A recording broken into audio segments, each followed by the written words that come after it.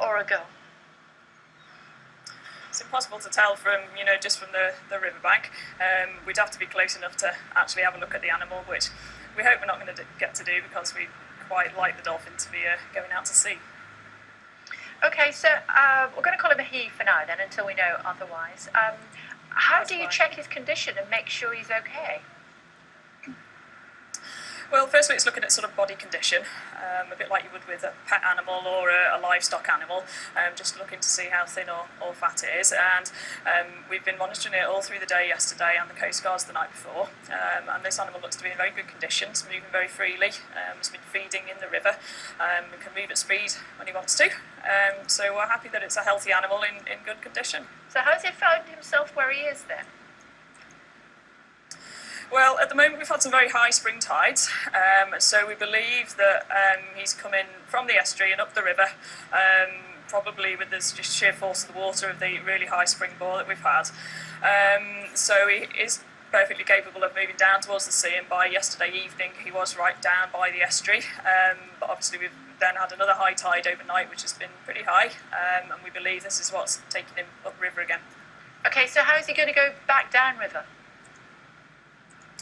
He's swimming very well himself at the moment. At the moment he's settled in an area around some bridges where he appears to be feeding, but he is perfectly capable of getting himself out to sea.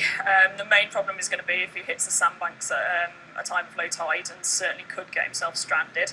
At that point obviously we'll have to think again and move from just monitoring to possibly rescuing him and taking him further out into deeper water. So does that mean you need to monitor him 24/7? Well, unfortunately, overnight it's just impossible for the logistics and the safety side of things. So the Coast Guards and members of the public are sort of sighting him, because it's a fairly accessible area where we are now. And as soon as we know where he is, we can get back on him again. Where we left him yesterday was relatively inaccessible, much further out towards quite dangerous mud flats, so that's not really an area where it's possible to monitor overnight. So unfortunately, there's a little bit of the unknown that goes on during the dark hours.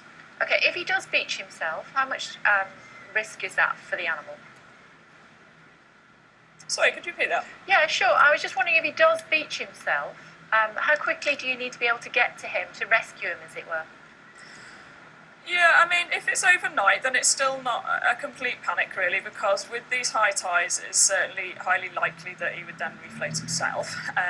If it does it in the day, then that's the sort of thing where, as long as we're mobilising fairly quickly, then that's fine. And at the moment he's in an area where he's easily observed. We're keeping an eye on him all the time, so we can certainly get to him with the help of a boat if we need to. Okay, have you seen him today? Yep, yeah, he's just behind the camera. He's hanging around some bridges, so it's a good area at the moment for everyone that's watching him.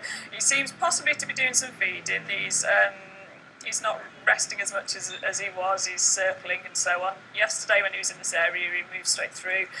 Today he's obviously found some reason to hang around.